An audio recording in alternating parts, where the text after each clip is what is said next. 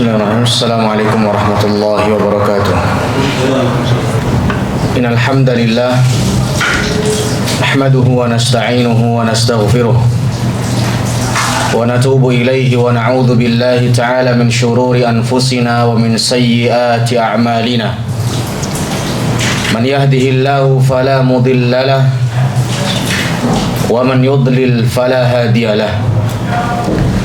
أشهد أن لا إله إلا الله وحده لا شريك له وأشهد أن محمدا عبده ورسوله صلى الله عليه وعلى آله وأصحابه ومن سار على نهجه واقتفى أثره إلى يوم الدين. قال الله جل وعلا في كتابه الكريم: يا أيها الذين آمنوا اتقوا الله حق تقاته ولا تموتن إلا وأنتم مسلمون. يا أيها الناس اتقوا ربكم الذي خلقكم من نفس واحدة وخلق منها زوجها وبث منهما رجالا كثيرا ونساء واتقوا الله الذي تساءلون به والأرحام إن الله كان عليكم رقيبا. يا أيها الذين آمنوا اتقوا الله وقولوا قولا سديدا يصلح لكم أعمالكم ويغفر لكم ذنوبكم ومن يطع الله ورسوله فقد فاز فوزا عظيما. أما بعد فإن أحسن الكلام كلام الله وخير الهدي هدي محمد صلى الله عليه وسلم وشر الأمور محدثاتها وكل محدثة في الدين بدعة wa kullu bid'atin dhalalah wa kullu dhalalatin finnar. Ma'asyiral muslimin, hadirin sidang salat Jumat rahimani wa rahimakumullah. Alhamdulillah, pertama-tama marilah senantiasa kita meningkatkan iman dan takwa kita kepada Allah Subhanahu wa taala. Karena dengan iman dan takwa tersebut Allah Subhanahu wa taala akan menyelamatkan kita di akhirat kelak saat kita semua hendak melewati siratal mustaqim. Allah Subhanahu wa taala berfirman, "Tsumma nunajjil ladzina ittaqaw wa nadharu adh-dhalimina fiha jithiyya. Wa in minkum illa wariduha kana 'ala rabbika hatman maqdiyya." Tidaklah setiap kalian pasti akan melewati siratal mustaqim, yaitu jembatan yang menghubungkan antara diri kita dengan surganya Allah Subhanahu wa taala. Di atasnya ada kail-kaili yang akan mengganggu kita, dan di bawah jembatan tersebut adalah neraka jahanam. Wal iyadzubillah. Maka tatkala kita hendak melewati siratal mustaqim, maka seorang yang bertakwa kepada Allah Subhanahu wa taala akan diselamatkan oleh Allah Subhanahu wa taala. Tsumma nunajjil ladzina ittaqaw. Kemudian kami selamatkan mereka orang-orang yang bertakwa kepada Allah. Wa nadharu adh-dhalimina fiha jithiyya. Dan kami biarkan orang-orang yang berbuat zalim, orang-orang yang berbuat kesyirikan kepada Allah Subhanahu wa taala berada dalam kondisi bergelimpangan di bawah jembatan, yaitu dimasukkan ke dalam neraka jahanam. Semoga Allah menjaga kita semua dan menyelamatkan kita semua. Kemudian salawat dan salam semoga terlimpah dan tercurah kepada junjungan kita, suri tauladan kita, manusia terbaik yang pernah Allah Subhanahu wa taala ciptakan di atas muka bumi, yaitu baginda Nabi Muhammad sallallahu alaihi wa ala alihi wasallam. Ma'asyiral muslimin, hadirin sidang salat Jumat yang dirahmati oleh Allah Subhanahu wa taala. Ada sebuah paradigma anggapan di tengah masyarakat kebanyakan bahwasanya seorang itu dikategorikan sebagai orang yang mulia, orang itu dikatakan orang yang sukses manakala memiliki kemewahan duniawi, manakala dia sudah mencapai derajat tertentu dalam urusan dunia. Hal ini telah dijelaskan oleh Allah Subhanahu wa taala sejak 1400 tahun yang lalu. Karenanya di dalam Al-Qur'an Allah Subhanahu wa taala telah menggambarkan paradigma seperti ini di dalam surat Al-Fajr di ayat yang ke-15, di ayat yang ke-14 dan 15, di mana Allah Subhanahu wa taala mengatakan, "Fa ammal insanu idza mabtalahu rabbuhu fakramahu wa na'amahu fayaqulu rabbi akraman." Adapun sebagian manusia ketika mereka diberikan ujian oleh Allah berupa kenikmatan, digampangkan rezekinya, dilancarkan usahanya, dimudahkan semua urusannya, maka seringkali mereka mengatakan Rabbi akraman, Allah Tuhanku sedang memuliakanku. Namun sebaliknya, wa amma idza mabtalahu faqadara alaihi rizqahu fayaqulu rabbi ahanan. Tatkala mereka disempitkan rizkinya, usahanya diberikan cobaan oleh Allah, tidak diberikan keberhasilan dalam mencari ma'isyah, diberikan kesempitan dalam rezekinya, seringkali dia mengatakan Rabbi ahanan, Tuhanku Allah subhanahu wa ta'ala sedang menghinakanku. Artinya manusia itu seringkali menganggap bahwasannya kemuliaan manakala seorang diberikan kenikmatan duniawi oleh Allah subhanahu wa ta'ala, dan kehinaan manakala seorang diberikan kesempitan rezeki oleh Allah subhanahu wa ta'ala. Ini paradigma di tengah masyarakat kita, dan Allah subhanahu wa ta'ala telah jelaskan dengan kalimat setelahnya di ayat yang ke-17, kalla, sekali-kali tidak. Seakan-akan Allah subhanahu wa ta'ala mengatakan atau membantah statement atau dua statement yang sebelumnya, bahwasanya kenikmatan bukan menjadi parameter kemuliaan seseorang. Demikian pula cobaan, musibah tidak menjadi parameter kehinaan seseorang. Akan tetapi orang itu dikatakan orang yang mulia, orang itu dikatakan orang yang hina di sisi Allah subhanahu wa ta'ala tatkala dia beradaptasi atau bagaimana dia bermuamalah dengan 4 hal yang disebutkan di ayat yang ke-17, 18, 19, dan 20 di surah Al-Fajr. Yang pertama, Allah subhanahu wa ta'ala mengatakan kalla balla tukrimunal yatim. Sekali-kali tidak. Sesungguhnya yang menjadikan seorang itu mulia dan menjadikan orang itu hina, bagaimana kalian memuliakan anak yatim. Bagaimana kalian memuliakan anak yatim atau kalian menghinakan anak yatim. Maka ini yang menjadi indikator seorang menjadi mulia maupun seorang menjadi hina di sisi Allah subhanahu wa ta'ala. Seringkali tatkala kita melihat anak yatim, yang memang kita sadar anak yatim biasanya cenderung anak-anaknya lebih nakal daripada anak yang tidak yatim. Karena memang mereka sudah tidak punya orang tua, tidak punya ayah, sosok yang ditakuti biasanya dalam kehidupan rumah tangga, sosok yang ditakuti oleh sang anak. Anak yatim sudah tidak memiliki itu. Maka seringkali cenderung anak yatim itu memiliki perangai yang dalam tanda kutip agak cukup nakal dibandingkan anak biasanya. Sehingga sebagian atau kebanyakan manusia tatkala menghadapi anak yatim seringkali ringan tangan. Dalam arti ringan tangan, mudah untuk memukul, mudah untuk menghardik, mudah untuk memaki. Padahal Allah subhanahu wa ta'ala sudah memperingatkan kepada kita semua, fa ammal yatima fala taqhar. Adapun terhadap anak yatim, sekali-kali jangan engkau bentak, jangan engkau maki-maki anak yatim tersebut. Lebih dari itu, jangan dipukul anak yatim, karena mereka sudah tidak punya pegangan. Tatkala mereka dalam kondisi terpuruk, mereka tidak punya pegangan untuk bersandar, mengadu keluh kesahnya terkait apa saja problematika yang ia hadapi. Mereka sudah tidak punya. Maka jangan ditambahkan beban dengan kita menghardik mereka, dengan kita membentak mereka, dengan kita memukul mereka. Rasulullah SAW memberikan sebuah motivasi kepada kita tatkala kita bermuamalah dengan anak yatim dengan muamalah yang baik. Rasul SAW mengatakan, ana wa kafilul yatimi kahataini fil jannah.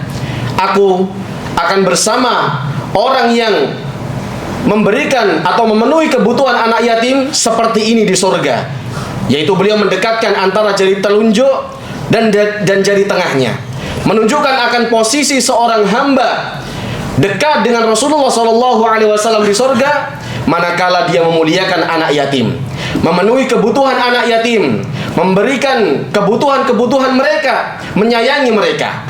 Bahkan lebih dari itu, Rasulullah SAW mengatakan, idza aradta an talina qalbak, tatkala kalian ingin hati kalian itu lembut, famsah ra'sal yatim, maka sering-seringlah mengusap kepala anak yatim, menunjukkan kita memiliki perhatian, menunjukkan kita memiliki sayang kepada orang-orang atau kepada para anak yatim tersebut. Nah, manakala seorang bermuamalah dengan anak yatim dengan muamalah yang tidak bagus, maka inilah orang yang terhina. Tatkala kita menyayangi anak yatim, kita akan dimuliakan oleh Allah Subhanahu wa taala. Sebaliknya, tatkala kita menghardi anak yatim, maka kita akan dihinakan oleh Allah Subhanahu wa taala. Kemudian yang kedua, indikator kemuliaan atau indikator kehinaan seseorang, di ayat yang ke-18 Allah Subhanahu wa taala mengatakan, fa ammal kalla bal la tukrimuna al-yatim wa la tahadduna ala ta'amil miskin. Dan kalian seringkali tidak memotivasi orang lain untuk saling memberikan makan kepada fakir miskin. Ma'asyiral muslimin yang dirahmati oleh Allah Subhanahu wa taala. Agama Islam selain agama yang mengatur ubudiyah bainana wa bainallah, yaitu hablum minallah, maka agama Islam juga mengatur hablum minan nas. Bagaimana seorang bersosialisasi dengan manusia yang lain, bagaimana seorang memiliki akhlak yang baik, memiliki perangai yang baik kepada orang lain, memberikan hadiah kepada orang lain, memberikan makan kepada fakir miskin.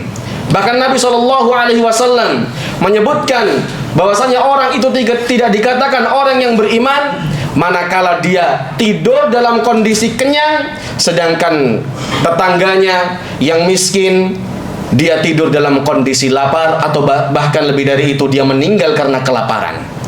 Ini menunjukkan bahwasannya seorang dianjurkan untuk dia saling berbagi, saling memberi.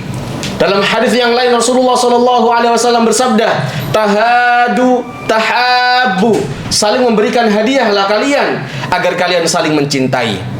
Dimotivasi di dalam banyak hadis, dimotivasi di dalam banyak ayat di dalam Al-Quran, bahwasanya Islam menganjurkan kepada kita untuk memperhatikan kondisi fakir miskin, terutama di sekeliling kita, terutama kerabat kita, karena mereka adalah orang-orang terdekat kita yang hendaknya memiliki hak untuk kita perhatikan kondisi-kondisi mereka.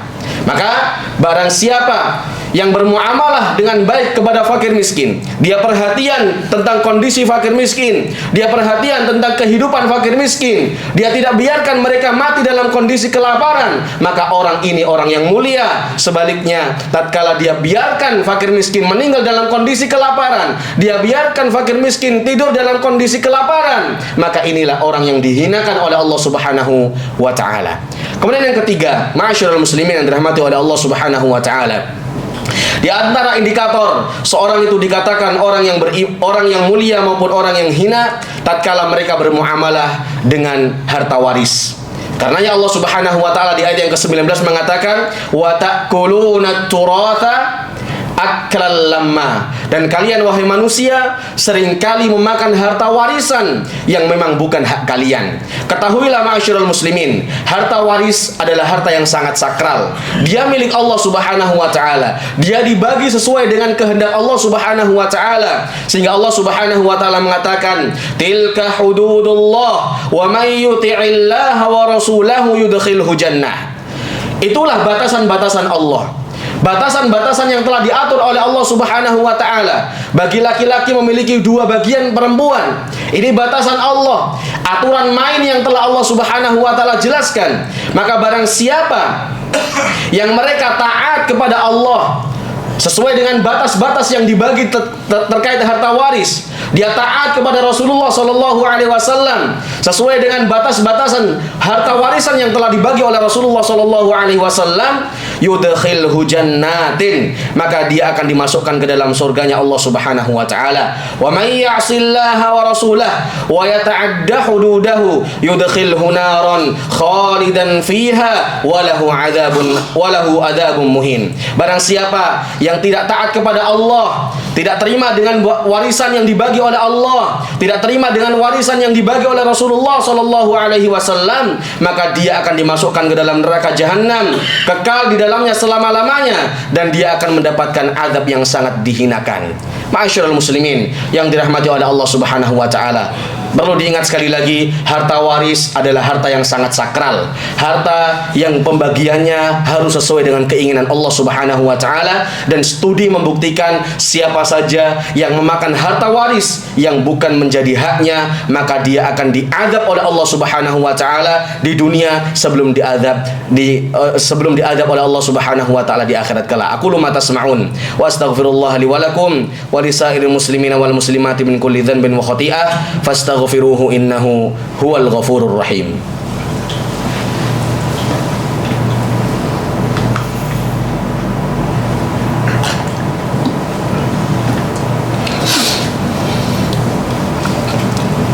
Alhamdulillahi ala ihsanih wa syukru lahu ala taufiqihi wa amtinanihi wa asyhadu an la ilaha illallah wahdahu la syarika lahu ta'ziman li sya'nihi wa asyhadu anna Muhammadan 'abduhu wa rasuluhu ad-da'i ila ridwanihi. Allahumma salli wa sallim wa barik alaihi wa ala alihi wa ashabihi wa ikhwani. Ma'asyiral muslimin, sidang salat Jumat yang dirahmati oleh Allah Subhanahu wa taala. Di khutbah yang kedua ini saya wasiatkan kepada diri saya pribadi dan kepada para jamaah sekalian, marilah sama-sama kita meningkatkan selalu ketakwaan dan keimanan kita kepada Allah Subhanahu wa taala. Karena indikator kemuliaan seseorang diukur sejauh mana dia bertakwa kepada Allah Subhanahu wa taala. Inna akramakum 'indallahi atqakum. Sesungguhnya yang paling mulia di sisi Allah Subhanahu wa taala adalah yang paling bertakwa di antara kalian. Maka semoga Allah Subhanahu wa taala menjadikan kita orang-orang yang bertakwa kepadanya. Di antara bagian dari ketakwaan seorang mengamalkan 4 hal yang disebutkan oleh Allah Subhanahu wa taala di dalam surah Al-Fajr tadi. Kemudian yang keempat, di antara indikator seorang itu mulia maupun seorang itu hina, bagaimana ketika dia bermuamalah dengan harta yang ia miliki. Allah Subhanahu wa taala mengatakan, wa tuhibbunal mala hubban jamma. Kalian wahai manusia mencintai harta dengan secinta-cintanya. Setiap kita mencintai harta. Setiap orang pasti mencintai apa yang ia miliki dari urusan dunia. Ia mencintai hartanya, ia mencintai apa yang ia miliki. Namun jangan sampai kecintaan tersebut berlebihan. Karenanya Rasulullah SAW menegaskan bahwasanya manusia itu mencintai harta ini normal. Lau kana li bani Adam wadiyan min dhahab labtagha thalithan. Kalau seandainya anak Adam yaitu manusia, mereka memiliki 2 lembah, isinya emas. Bukan isinya air comberan, isinya emas. Maka dia mengatakan la batagha thalithan. Dia akan mencari lembah yang kedua. Wala yamla'u jawfahu illa turab. Dan senantiasa manusia akan seperti itu. Tidak akan merasa puas terkait masalah dunia. Tidak akan merasa puas untuk mencari harta. Bahkan ketika dia memiliki 2 lembah isinya emas, la batagha thalithan. Dia akan mencari lembah yang ketiga dan tidak akan berhenti untuk mencari lembah berikutnya, lembah berikutnya, lembah berikutnya, wala yamla'u jawfahu illa turab. Dan tidak akan ada yang menghentikan dia kecuali mulutnya sudah disumpel dengan tanah, artinya dia sudah mati. Artinya memang tabiat manusia mencintai harta. Tapi jangan sampai kita mencintai harta tersebut dengan secinta-cintanya. Karena tatkala harta tersebut dicintai dengan secinta-cintanya, maka ketika harta tersebut hilang dari tangan kita, hilang dari genggaman kita, maka sedihnya akan berlebih. Sehingga seorang itu ketika mencintai harta di dalam hatinya, maka ketika ada pengumuman untuk infak, pengumuman untuk sedekah, pengumuman untuk kurban, susah untuk mengeluarkan karena dia harus mengeluarkan hartanya dari hatinya. Dikeluarkan dari hatinya, baru ditaruh di tangan, baru kemudian bisa dilepas. Akan tetapi kalau harta itu ditaruh di tangan, mudah untuk dilepas. Dia mudah untuk memberikan hartanya kepada orang lain. Dia mudah untuk mensedekahkan hartanya. Dia mudah untuk memberikan hartanya kepada orang-orang yang membutuhkan. Akan tetapi kalau hartanya sudah ditaruh di dalam hatinya, dia mencintai dengan secinta-cintanya, maka ini yang dilarang oleh Allah Subhanahu wa taala, wa tuhibbunal mala hubban jamma. Dan kalian manusia mencintai harta dengan secinta-cintanya. Biasanya orang kalau sudah berlebihan mencintai harta, maka akan timbul dalam hatinya sifat kikir, sifat pelit. Dan sifat ini adalah sifat yang sangat tercela. Bahkan Allah Subhanahu wa taala mengatakan, "Wa may yuqa syuhha nafsihi faulaika humul muflihun." Barang siapa yang dijauhkan dari sifat pelit, maka termasuk orang-orang yang beruntung. Mafhum mukhalafahnya, barang siapa yang memiliki sifat pelit, maka dia termasuk orang-orang yang merugi. Wal iyadzubillah. Semoga Allah Subhanahu wa taala menjadikan kita orang-orang yang mulia di sisi Allah Subhanahu wa taala dengan kita beradaptasi atau bermuamalah dengan 4 hal tadi, yaitu yang pertama, terkait dengan anak yatim, kita mampu menyayangi mereka. Terkait dengan fakir miskin, kita mampu untuk memberikan kepada mereka, ya, sedekah kita, harta kita untuk kebutuhan mereka. Kemudian terkait dengan harta warisan, agar kita menjaga diri kita, keluarga kita tidak memakan harta warisan.